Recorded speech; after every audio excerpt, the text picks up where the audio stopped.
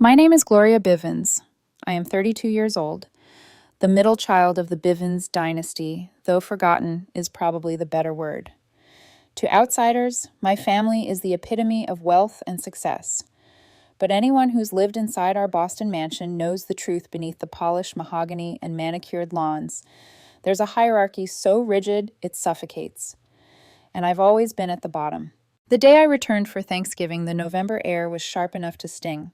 The Bivens estate stood proudly against the gray sky, its six-bedroom colonial facade trimmed with early winter frost wreaths, already hung for the season.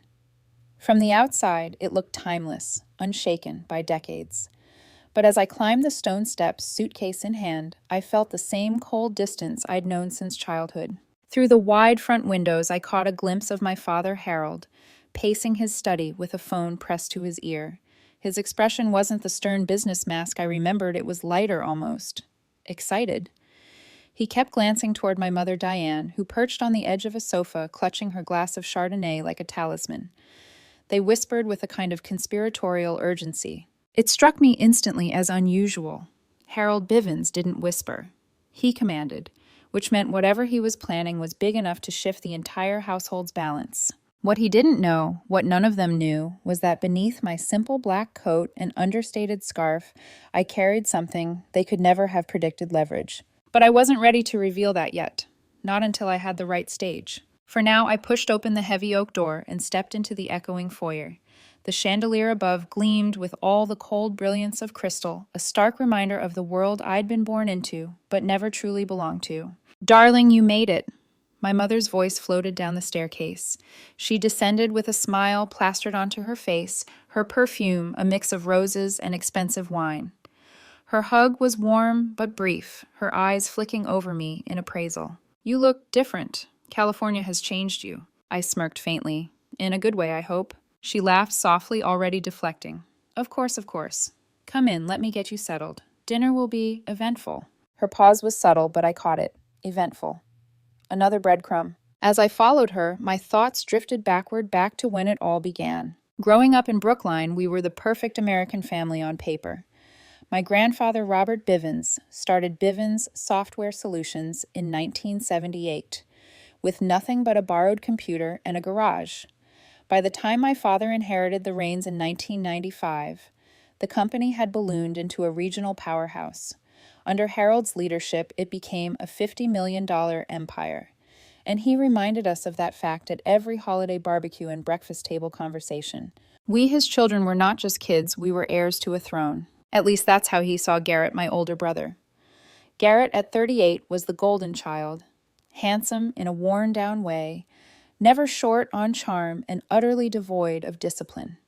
He breezed through college in a haze of parties, majored in communications of all things, and still walked into a vice president's office the day after graduation.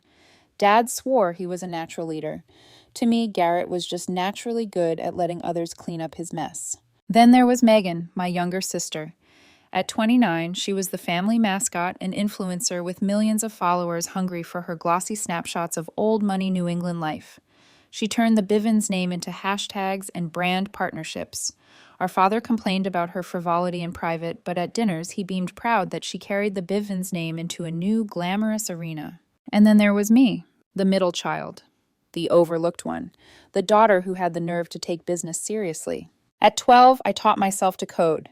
At 15, I built my first app. At MIT, I graduated summa cum laude in computer science and business. But when I came to the table with ideas, real practical, forward-thinking ideas, my father would smile like he was indulging a child playing dress-up. "That's sweet, Gloria," he'd say before pivoting back to Garrett. I still remember the exact breaking point. I was 22, barely a month out of MIT, when I developed a cloud-based integration solution that could have leapfrogged us ahead of every competitor. I worked for months, market research projections, a full business plan polished to perfection. Dad finally allowed me to pitch it to the board. I walked into that mahogany-paneled room laptop, trembling in my hands, and faced a table of gray-haired men who had been Dad's golfing buddies for decades. 10 minutes in, just as I was hitting the heart of my pitch, he raised his hand. "I think we've seen enough." The words sliced through me. "This is very creative," he told the board, smiling thinly, "but completely impractical. Clients want stability, not experiments. Then he chuckled, dismissing me in front of everyone. She's fresh out of college, full of these academic ideas. The laughter that followed felt like acid on my skin. I packed up in silence, my cheeks burning, while Dad moved on to real business. That night, sitting in my childhood bedroom, surrounded by dusty trophies and old programming notebooks, I decided I would never give him the satisfaction of seeing me beg for another chance. If he thought my ideas were a joke, fine. I'd prove him wrong on my own terms. And I did. Now, a decade later, standing once again in the Bivens mansion, I could feel the same undercurrent of dismissal in the air. The same hierarchy where Garrett was the heir Megan the darling and I still invisible. But this time the invisibility was a mask I chose. At dinner, when Dad announced his big news, when Garrett raged about his birthright, and Megan shrieked about her brand, when the table looked at me expecting silence, I would finally break it. Because the truth was, their world already belonged to me. They just didn't know it yet. And in that silence, when they least expected it, I would deliver the line that would shatter the Bivens legacy forever. But for now, I smiled politely, accepted a glass of wine from the butler, and allowed my family to underestimate me one last time. When I left Boston, I carried only two things that mattered: a suitcase with some clothes and a conviction sharper than any blade. My father thought I'd be back in a few months, humbled, broke, begging. That smug certainty fueled me more than any business plan ever could. San Francisco was not the glossy tech dream people imagined. My first apartment was a studio no bigger than my childhood closet with peeling paint and a window that overlooked a dumpster. Rent devoured nearly all of my savings. Dinner was instant ramen breakfast, black coffee lunch, whatever cheap food truck was parked near the coding gig I scraped together. Days blurred into nights. I worked 80 hours a week first at entry-level positions, then freelancing, grabbing whatever contracts I could. Each paycheck, each saved dollar was fuel. I didn't waste it on comfort. I invested it into what I truly wanted, to build a company of my own. I named it Everest Holdings. On paper, the founder was M.E. Stone. It was a trick only I understood, Gloria Elizabeth Stone. I wanted my success or failure to be judged without the Bivens name. I wanted to be invisible until it was too late to stop me. The first 2 years were brutal. I remember working for a startup that collapsed overnight, leaving me unpaid for weeks of work. Another time a client tried to stiff me on an app I'd coded. I threatened legal action, though I could barely afford a lawyer. Somehow I survived each blow. The breakthrough came from the very same idea my father had dismissed: integration. I built a proprietary platform that allowed old legacy systems to talk to new cloud applications. It wasn't flashy, but it solved a problem every enterprise faced. Within 6 months of launching it, small companies started calling. I reinvested every cent back into Everest. I hired one developer, then 3, then 10. We worked out of a dingy office in Soma, with secondhand desks and computers that overheated after 6 hours. But we had something real, and the industry began to notice. By year 3, venture capitalists were circling. I took their meetings, but never gave away control. I'd watched my father's arrogance poison everything, his need to dominate every conversation, every decision. I swore Everest would not become another Bivens software. Instead, I quietly bought up smaller tech firms that fit our vision piece by piece. I played the long game. By year 7, Everest Holdings was valued at $200 million. Industry insiders whispered about Emmy Stone, the mysterious, brilliant founder who rarely gave interviews. I let them believe in the myth. When I had to appear publicly, I changed my hairstyle, altered my makeup dressed with understated power, and let my CEO handle most of the talking. In all those years, my family remained blissfully ignorant. On holiday calls, I let them think I was doing okay, still figuring things out. My father never pressed for details. He had already written me off as irrelevant. Perfect. That invisibility was the best cover I could have asked for. If there was one person who truly saw me through those years, it was Isabella. We met in the hallway of our crumbling apartment building. She was my neighbor, a graphic designer trying to make rent with freelance gigs of her own. One night, our shared wall shook from some drunken fight upstairs, and she knocked on my door, wine bottle in hand. "You look like you need this more than me," she said. We sat on the floor, sipping from chipped mugs, and from then on, we became each other's anchors. When I wanted to quit, she reminded me why I couldn't. When I doubted myself, she shoved my old code journals back at me. "You've been writing empires into notebooks since you were 12, she told me once. "Stop acting like you're not meant for this." Even as Everest grew, even when we finally moved out of those crumbling studios, Isabella never treated me differently. She didn't care about valuations or acquisitions. She cared that I was eating something besides ramen. And when the whispers started that Adam's software was faltering, she was the first person I told. It was almost poetic. I tracked their quarterly reports like a hunter follows footprints, market share slipping, clients leaving, their new technology years behind the competition. Garrett promoted to executive vice president, but spending more time sailing than working. Megan turning the family name into a hashtag, not a strategy. The cracks widened every quarter. That was when I began positioning Everest as the inevitable successor. Quietly, I acquired stakes in Atom Software's suppliers and largest clients. Piece by piece, I made them dependent on me without ever realizing it. 6 months before Thanksgiving, my CFO sent an anonymous acquisition offer through a third party. My father rejected it instantly. He didn't even bother to read past the first page. I smiled when I heard, because his arrogance was the one constant I could always count on. By the time this Thanksgiving approached, the pieces were aligned. Atom Software was vulnerable. Everest was strong. The offer was on the table again, this time with no escape clause. But I wasn't content with a signed contract. I needed to see it. I needed to be there when my father realized the company he built, the one he dismissed me from, now belonged to the daughter he underestimated. That wasn't just business, that was personal. The night before my flight, Isabella tried one last time. "Are you sure about this?" she asked. "You've already won. Do you really need to rub it in their faces?" I hesitated, staring out the window of my San Francisco high-rise. The city glittered below 1,000 lights burning against the fog. "Yes," I said finally, "because it's not about proving I can win. It's about making sure they can't ignore me anymore." She sighed, shaking her head with a half-smile. "Just promise me you'll come back in one piece.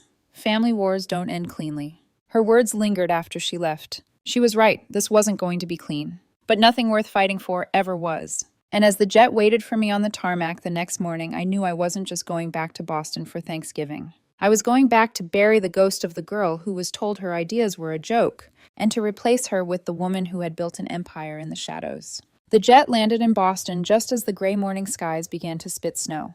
From my window, I could see the private terminal already lined with black sedans and SUVs, the kind of understated luxury my family had always preferred. My driver waited beside a sleek black Bentley, the kind of indulgence I usually avoided, but arranged specifically for this trip. I wanted the Bivens family to notice even before I said a word. The ride from the airfield to Brookline took less than 40 minutes. Each street was heavy with nostalgia, lined with Victorian homes, trimmed with white fences and wreaths for the season. These were the same streets I used to walk as a teenager, headphones, blasting, planning the life I'd build, far from my father's shadow. When we finally turned into the driveway, the sight of the Bivens mansion caught in the soft swirl of snow was almost surreal. Tall white columns framed the entrance, the windows glowing faintly with warm light. From the outside, it looked like stability. From the inside, I knew it was anything but. I stepped out of the Bentley heels, crunching on gravel, and climbed the familiar stone steps. Before I could ring the bell, the door opened. "Gloria, darling." My mother pulled me into her arms, her perfume as rich as ever, though undercut by the faint tang of midday wine. She leaned back to study me, her eyes lingering on the watch at my wrist. "Is that a Patek Philippe?" I smiled politely. "Yes, a recent gift to myself." Her lips twitched with something between admiration and unease. "California has treated you well." Inside the house was exactly as I remembered it. Grand foyer, crystal chandelier, staircase, winding upward like a spine of polished wood. The paintings, the Persian rugs, even the faint scent of lemon polish. Everything in its place, as though nothing had changed. Yet to me, it all felt smaller, shrunken, under the weight of my memories. "Your father's in his study," Mom said, smoothing her hair. "Busy with some important deal. Very hush-hush. He hasn't even told me the details." Of course, Harold Bivens never told anyone anything until he was ready to make a performance of it. I carried my suitcase upstairs to my old bedroom. My mother had preserved it like a shrine. MIT pennants, dusty debate trophies, a few childhood photos. I ran my hand over the desk where I'd written the first lines of code that later became Everest's foundation. 10 years had passed, but the room smelled faintly of the same sandalwood my father used in his study. When I returned downstairs, Garrett was sprawled across the living room couch, a glass of scotch in hand, despite the fact it was barely past 3 in the afternoon. His tie was loosened, his shirt half unbuttoned as though he had come straight from a yacht deck instead of an office. Well, well, he raised his glass in mock salute. The prodigal sister returns. I met his gaze evenly. Hello, Garrett. Still tinkering with computers in California. His smirk was sharp, the kind only older brothers mastered, the kind designed to reduce you back to childhood. Something like that, I replied, unwilling to give him the satisfaction of a fight. Before I could sit, Megan swept into the room, phone angled perfectly to capture her entrance. Gloria is here, she announced brightly, speaking more to her Instagram followers than to us. She pressed her cheeks against mine in air kisses before pulling back to study me with theatrical awe. Wow, you look expensive.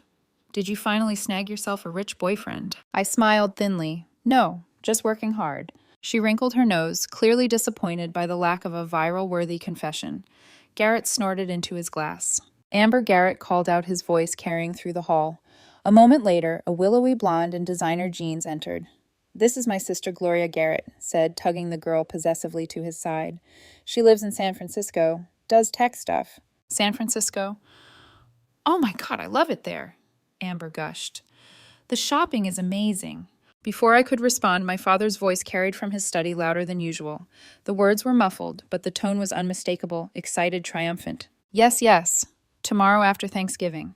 $50 million is the final offer. Everest Holdings is insisting on the terms. My pulse quickened. There it was, the deal. The reason for his strange whispers, his sudden bursts of energy. Everest Holdings. My Everest Holdings. I forced my expression to remain neutral as I excused myself into the kitchen. Maria, our longtime housekeeper, was there chopping vegetables. She looked up and smiled warmly. Miss Gloria, she said, it is good to see you. California agrees with you.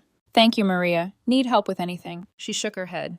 Your mother wants everything perfect. She says your father has big news for dinner. I offered a small smile, though inside my heart thundered. So I gathered. That evening passed in a blur of forced small talk. My mother fluttered about filling glasses with wine. Garrett boasted about his new yacht. Megan streamed snippets of our reunion to her followers. Amber laughed at jokes that weren't funny. And through it all, my father kept checking his phone, his lips curling into a private smile each time a new message arrived. They were celebrating something none of them truly understood. And I was quietly preparing for the moment that would change everything. Because when Harold Bivens finally made his grand announcement, I would be ready to deliver my own, one that would silence them all. Thanksgiving in the Bivens household had always been less about gratitude and more about performance. Every detail was designed to impress guests, clients, neighbors, even ourselves. This year was no exception. The mahogany dining table stretched nearly the length of the room, polished, until it gleamed under the light of the crystal chandelier. Sterling candelabras cast soft flickering shadows across the Wedgwood china, and the autumn centerpiece of pumpkins, gourds, and flowers, undoubtedly commissioned from Boston's most expensive florist. I noticed with mild amusement that I had been seated at the farthest end of the table, directly opposite my father at the head. Symbolic. As always, Garrett was on his right, Megan on his left. Mom took her place beside me at the far end, her glass of Chardonnay never far from hand. The courses came in waves: butternut squash soup, a harvest salad. Then, the centerpiece, a golden, 25-pound turkey carved by my father with ceremonial precision. Megan filmed him with her phone, narrating for her followers. And here's Daddy carving the turkey just like his father before him, continuing the Bivens family tradition of excellence. I caught Mom wince slightly before she drowned the discomfort with another sip of wine. When everyone's plates were filled, Dad raised his glass. Let's share what we're thankful for this year, he said, his voice commanding the room. It had once been a meaningful ritual. Now it was little more than a competitive status report. Garrett went first, as the eldest always did. He leaned back smug in his tailored suit, swirling his wine. I'm thankful for another record-breaking quarter at Bivens Software, he declared. I almost laughed. My research showed they'd lost market share for the third straight quarter. And for my new yacht, the Bivens Legacy. He squeezed Amber's hand, adding, and for new beginnings with this amazing woman. Amber giggled, kissing his cheek. Megan made an exaggerated gagging motion when he wasn't looking. My turn, she chimed, holding her phone aloft. I'm so thankful for hitting 1 million followers this year and for my partnership with Luxury Life Cosmetics. I'm proud to represent the Bivens brand to the world. She angled the phone to catch Dad's approving nod. Though I knew privately he called her career frivolous. When it was my turn, I set down my fork, speaking clearly. I'm thankful for the lessons rejection teaches. That persistence matters more than privilege. That success is the best teacher. I raised my glass to finding your own way. My words hung in the air, laced with an edge only I understood. Dad frowned faintly, but moved on, launching into his own speech about legacy and leadership. Mom followed with slurred platitudes about health and family. But throughout the meal, Dad's attention kept drifting to his phone hidden beneath the tablecloth. His lips twitched with secret satisfaction, and occasionally he leaned toward Mom, whispering. Her strained smile betrayed both nerves and anticipation. The turkey grew cold as Garrett bragged about a client deal. Megan interrupted with live stream comments, and Amber gushed about San Francisco shopping. I sat quietly watching my calmness contrasting with their restless energy. Then, just as Maria brought in the pumpkin and pecan pies, Dad tapped his knife against his glass. The sharp chime cut through the chatter. I have an announcement to make. The room fell silent. Even Megan lowered her phone. As you all know, I've dedicated my life to building Bivens software into an industry leader. But all good things evolve. The time has come for change. He paused, relishing the moment. I've decided to sell the company. The words hit the table like a thunderclap. Garrett choked on his wine. What, Dad? You can't be serious. Megan gasped theatrically. But, Daddy, what about the Bivens legacy? My entire brand. Dad raised a hand, silencing them. I've been in negotiations for months with a very interested buyer. The deal will be finalized tomorrow. The room buzzed with disbelief. Garrett slammed his fist on the table, rattling the silverware. That's our birthright. Megan's mascaraed eyes filled with tears, though she carefully angled her phone to catch her most flattering crying profile. Where's the money going? Dad's expression was unreadable. Your mother and I will use part for retirement. The rest will establish the Bivens Foundation, supporting technology education. The outburst was immediate. Garrett shouting about broken promises. Megan wailing about betrayal. Amid the chaos, I remained perfectly still, cutting another neat bite of pecan pie. Mom noticed her eyes narrowing. Gloria, she murmured, you don't seem surprised. Gradually, the room quieted. Faces turned toward me. I set my fork down with deliberate precision. I have just one question. All eyes followed me as I looked directly at my father. Who is the buyer? Dad puffed out his chest, pleased to finally hold information none of us had. A very successful firm called Everest Holdings. They've offered $50 million. Quite generous, given our recent challenges. The room seemed to tilt, every detail heightened, the flicker of candles, the ticking of the grandfather clock, the shallow breaths of my siblings. I took a slow sip of water, steadying myself for what came next. Actually, I said, my voice calm, slicing through the silence. I am Everest Holdings. The words hung in the air like a suspended guillotine. Silence fell so complete I could hear the faint hiss of the candles. For several heartbeats, no one moved. Then Garrett shot to his feet, knocking over his wine. Red liquid bled across the white tablecloth like a wound. What the hell are you talking about? Megan froze, phone trembling in her hand. Oh my God, she whispered into the camera. Did my sister just say? Mom gripped her glass so tightly her knuckles whitened. Dad's expression shifted rapidly. Confusion, disbelief, anger. I stood feeling the weight of years fall away. Yes, Dad, I said softly. I am Everest Holdings. I'm the buyer. And in that moment, the entire Bivens dynasty shattered. The silence after my words was suffocating. The air itself seemed to harden, holding everyone in place. The ticking of the grandfather clock echoed like gunfire in the stillness. Then chaos. Garrett's chair scraped back violently as he stood, his voice cracking with rage. What the hell are you talking about? This is insane. Dad, tell her she's lying. Her. Wine pooled across the tablecloth, dripping to the floor like blood. Amber squealed and leapt up, clutching her designer sweater away from the spreading stain. Megan incredibly still had her phone pointed at me, whispering breathlessly to her followers. Oh my God. My sister owns Everest Holdings, the company buying us. This is insane. Her hand shook, but she didn't lower the camera. Dad remained seated, his jaw tight, his eyes fixed on me. Confusion twisted into something sharper, anger, disbelief, maybe even fear. This is preposterous, he snapped finally. Everest Holdings is run by Emmy Stone, a respected investor. Not my daughter, who's been dabbling in startups in California. I slid my business card case across the table, platinum engraved with the Everest logo. He picked it up with trembling fingers. Emmy Stone, I said evenly. Gloria Elizabeth Stone. The name I've built this company under for the last 10 years. For a moment, Dad stared as though the letters might rearrange themselves. Garrett was shaking now, pointing at me like an accuser in court. This is corporate espionage. You've been spying on us, plotting against your own family. No, I cut in my voice, calm. Everything I know about Bivens software came from public filings, industry reports, and market behavior. Your mistakes were there for anyone to see. Megan finally lowered her phone, her face pale under layers of contour. So, you're our boss now, she asked, her voice small, uncertain. Technically, yes, I said, though I kept my tone professional, but the current management structure will not survive the transition. Dad slammed his hand on the table, rattling the silverware. This deal is off. I will not sell my company to my own daughter as some twisted revenge fantasy. I straightened, letting the silence fall again before I answered. The contracts are signed. The board approved. The press release is scheduled for tomorrow morning at 9. Legally, Everest already owns Bivens software. His face flushed crimson. I'll fight this. I'll drag it through the courts. Your lawyers already vetted it, I interrupted gently. They told you it was the best offer on the market.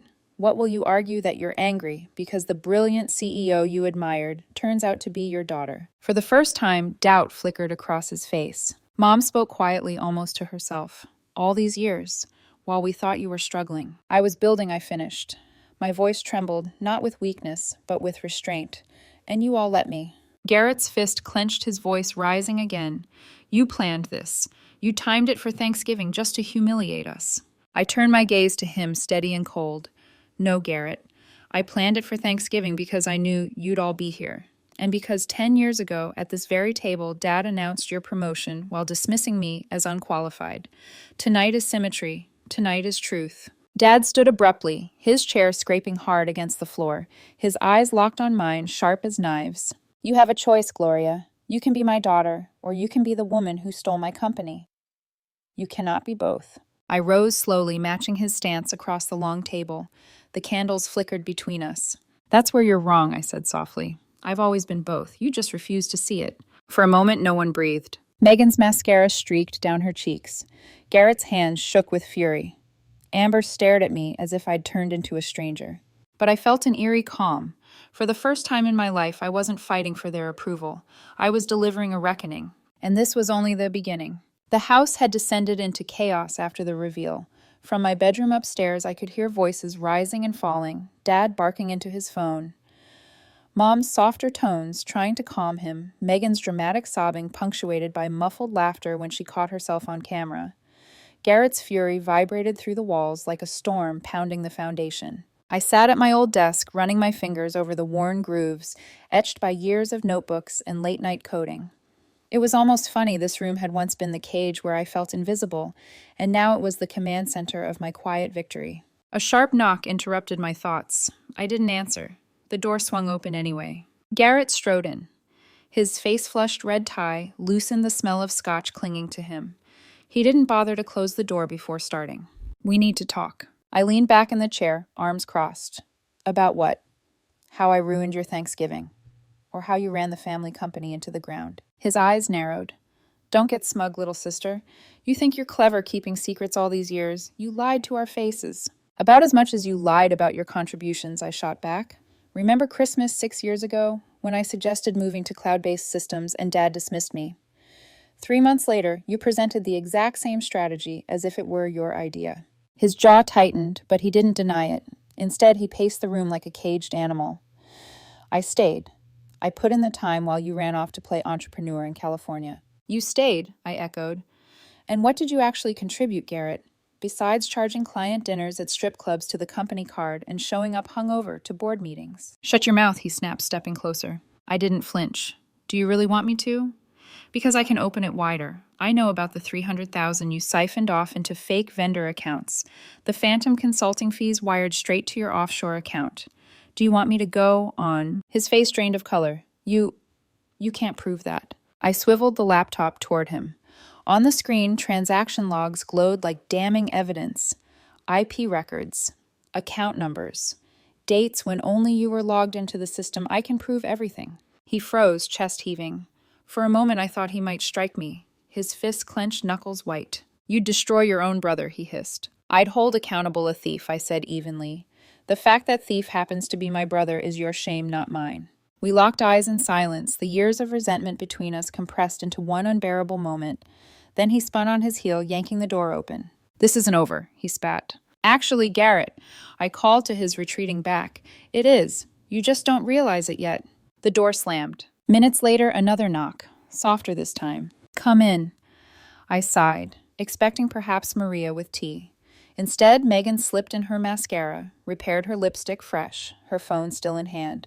She flopped onto my bed with a dramatic sigh. "So she began your, a secret millionaire." I arched a brow. "Something like that." "That's actually kind of badass," she admitted, twirling a strand of hair. "I mean, I cried for my followers earlier, but honestly, this could be great content. My sister, the tech mogul, the betrayal, the redemption arc. People would eat it up." I laughed once, sharp and humorless.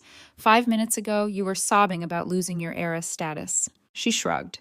"Adaptability is everything in influencer culture. Pivot or perish." Then her eyes gleamed with calculation. "Think about it. We could collaborate. You're the brains. I'm the face. You need humanizing. I need credibility. It's perfect." I tilted my head. "You want to be the brand ambassador for an enterprise integration platform?" "Not literally," she groaned. "But imagine Bivens Everest Technologies modern, but glamorous. I could be the lifestyle connection. Younger markets would love it." Her pitch was ridiculous, but underneath the gloss there was an uncomfortable truth. Megan had built something from nothing, just like I had, even if her world was filters and hashtags instead of code and contracts. "Let me guess," I said slowly. "You don't actually want to work. Just be the face of it." "Of course," she admitted breezily. "Coding is boring. Meetings are torture. But building a brand, I can do that in my sleep." For a long moment, I studied her. She wasn't as shallow as she pretended. Or maybe she was, but she'd weaponized it into power, just as I had weaponized being overlooked. "I'll think about it," I said finally. Her smile lit up instantly. That's all I needed. "Oh, and by the way, I already posted about a major family business shakeup. My engagement is through the roof." I groaned, pinching the bridge of my nose. "Of course you did." She hopped off the bed, smoothing her dress. "Don't worry, sis. You may have the company, but I have the story." And with that, she left her phone camera already glowing, capturing her exit for an audience of millions. Alone again, I leaned back in the chair, exhaustion washing over me. The evening wasn't over. Not yet. Because if I knew my father, he wouldn't let this stand. And the next confrontation would be the hardest of all. It was close to midnight when the house finally began to quiet. Garrett had retreated somewhere with his scotch. Megan was live streaming from her room, probably reframing the night's implosion as #family drama for her followers. The muffled rise and fall of my father's voice still leaked through the floorboards, angry clipped sentences to lawyers, who must have wished they'd skipped their holiday retainer. I had just opened my laptop when a soft knock came at the door. I hesitated, then called, "Come in." It wasn't Maria with tea or Megan with another scheme. It was my mother. She'd changed from her elegant dinner dress into a cashmere sweater and slacks, her armor of Boston society wife set aside. Her makeup was smudged, but her eyes, sober, startlingly clear, were fixed on me. "Your father has locked himself in his study with a bottle of scotch," she said quietly, settling into the window seat. "He's convinced there must be some loophole to stop the sale." "There isn't," I replied, not unkindly. "His lawyers already confirmed it." She nodded, fingers tightening around the fabric of her sweater. "I kept this room exactly as you left it. I always thought you'd come back once you got the rebellion out of your system." "It wasn't rebellion," I said, sharper than I intended. "It was survival." For a moment, she didn't answer. She glanced around the room at the dusty trophies, the faded MIT pennants, the stacks of notebooks where I'd once sketched business plans like fairy tales. Tears welled in her eyes. "My little girl," she whispered. "Building a company worth $200 million while we all thought you were struggling. Her voice faltered.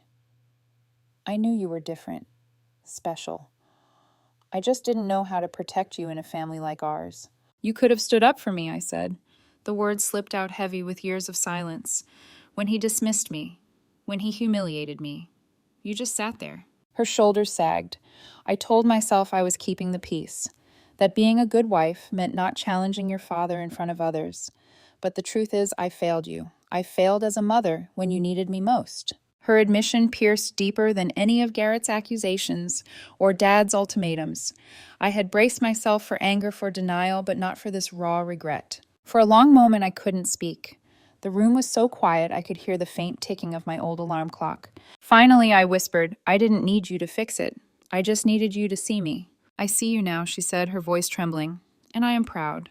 Proud in a way I can't put into words. I turned away, blinking back the sting in my own eyes. What happens now? She asked softly. Tomorrow the acquisition goes public, I said.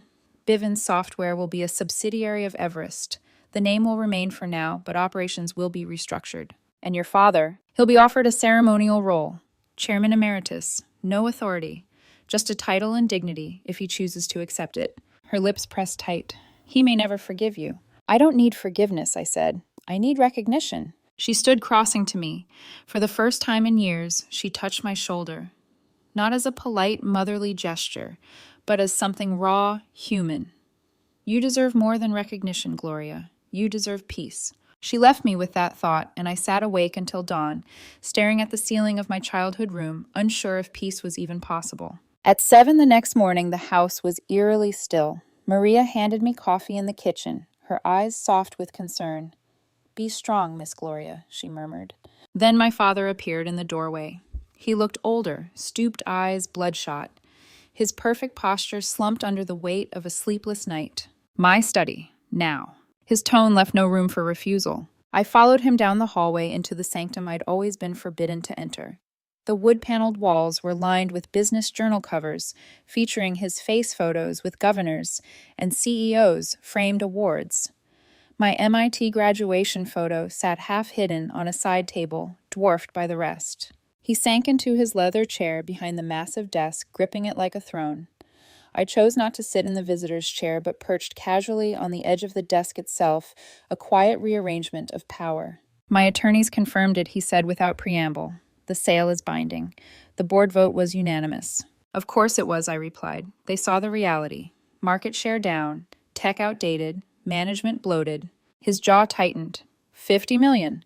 2 years ago, the company was valued at 70. It was overvalued 2 years ago, I countered. I offered more than any other buyer would. Most would have gutted it for parts. And is that your plan? His eyes burned into mine. To erase the Bivens legacy. No, I said simply. The Bivens name will stay, but the structure changes. For the first time, uncertainty flickered across his face. What exactly are your plans? I leaned forward slightly, savoring the irony. 10 years ago, he'd cut me off mid-pitch. Now he was asking. Bivens Software will become the enterprise division of Everest. Legacy products updated, integrated into cloud platforms. We'll keep 60% of staff. Upper management will change completely. And me, you'll be offered the role of chairman emeritus, I said. A figurehead. Advisory if you choose. Full compensation, full benefits. His mouth tightened at the word. A figurehead. Or I said carefully, a respected elder statesman. It's a choice. He stood abruptly, moving to the window that overlooked the immaculate garden. For a long time, he said nothing. Then his voice dropped quieter than I'd ever heard it. How did you do it? I blinked. Do what? Build something so valuable, with nothing. No capital, no name. I considered brushing it off, but something in his tone was sincere, fragile. I started small, I said. Freelance work living on ramen. Then I built a platform to solve a universal problem connecting old systems to new. The same idea you dismissed 10 years ago. His head turned slightly, as though the memory pricked him. I refined it, I continued. Reinvested every dollar. Lived in a studio apartment until the walls felt like they were caving in. I built a team who believed in me when no one else did. His shoulders slumped. I expected you to fail. I thought I was protecting you. No, I said softly. You were controlling me. He flinched at that staring down at the pristine garden as if it could anchor him. You were wrong, I added. About me, about the industry, about Garrett. At his name, Dad's head snapped back. Garrett has flaws, but he's loyal. I cut him off, sliding a folder across the desk. Garrett has been embezzling for 3 years. 300,000 siphoned into offshore accounts. All documented. The blood drained from his face. He sank back into his chair, suddenly looking every one of his 68 years. That can't be true. It is, I said, my voice steady. That's why I moved now, before he did more damage. He buried his face in his hands. For the first time in my life, Harold Bivens looked broken. So both my son and my company were failing, he whispered. And I was too blind to see either. I let the silence linger, then softly, not blind, just looking in the wrong direction. When he finally lifted his gaze, there was something new in his eyes. Not arrogance, not anger, but something I had longed for my entire life. Curiosity. How did you really do it? He asked again. No name, no investors. How? For the first time, I believed he genuinely wanted to know. And for the first time, I let myself tell him. 6 months later, I stood in the lobby of what was once Bivens Software.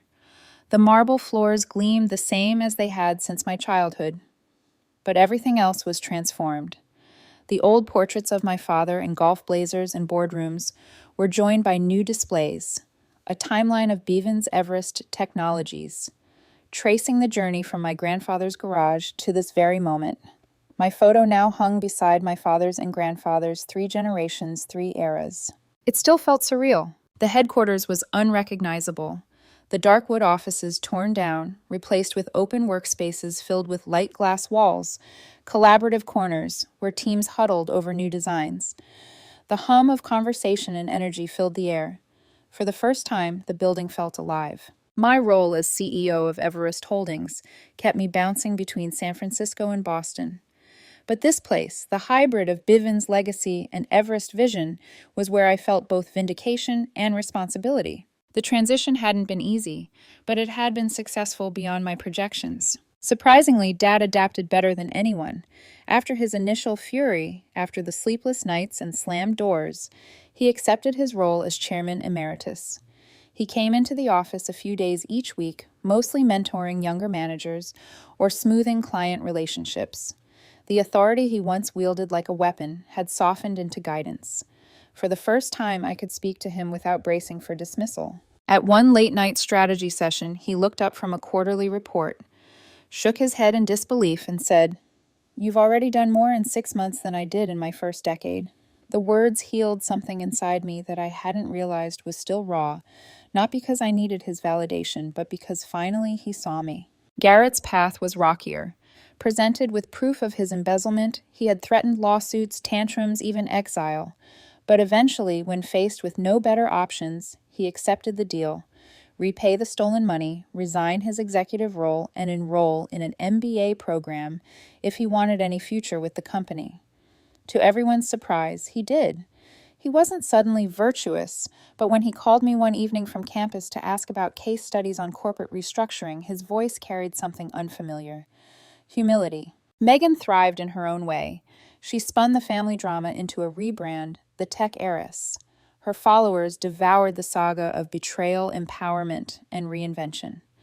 Under my reluctant approval, she became brand ambassador for our small but growing consumer-facing division. What I had dismissed as vanity, I came to see as strategy. Her reach opened markets Everest had never touched. She was frivolous, yes, but also oddly fearless. Mom changed the most. Free from decades of keeping peace with wine and silence, she found new purpose. She cut back her drinking, joined a women's tech incubator board, and started volunteering for education programs. One afternoon, she told me, "I want to help other girls like you so their mothers don't make the same mistakes I did." It was the closest thing to an apology I could imagine, and perhaps more powerful than the words themselves. As I walked through the building that day, employees greeted me with nods, smiles, respect. No one here saw me as invisible. I wasn't the forgotten daughter or the one who left. I was simply Gloria, the CEO. My assistant intercepted me at the glass stairwell. "Your father's waiting in the conference room with the quarterly reports, and your mother confirmed dinner with potential investors tonight." "Thank you," I said, and headed upstairs. I paused briefly at the new company timeline in the lobby. My grandfather's black and white photo, my father's glossy magazine covers, and then mine a simple portrait Armani suit direct gaze. It struck me how improbable it was that the girl dismissed at this very table of legacy now stood equal in the line of succession. Thanksgiving was approaching again. This year we had decided on something smaller, just family. No performative gratitude ritual, no scripted legacy speeches. Just a table food and hopefully honesty. The truth is, reconciliation hadn't come overnight. It came in fragments, tense meetings, where old patterns reared their heads, awkward dinners, where silence threatened to choke us, moments where Dad slipped back into arrogance and I into defensiveness. But slowly, conversation by conversation, the dynamics shifted. A month ago, Mom hosted a dinner where for the first time in memory, everyone spoke equally.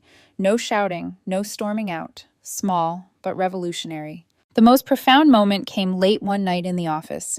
Dad and I sat side by side reviewing the first quarter post-merger numbers. Client retention at 98%. Revenue up 32%. You know, he said quietly, eyes on the spreadsheet, you've already surpassed what I built in my first decade. It wasn't a grand speech. It was quiet, almost reluctant, but it was real, and it healed more than victory ever had. Because in the end, success wasn't the sweetest revenge. Success was hollow if it left the wounds festering.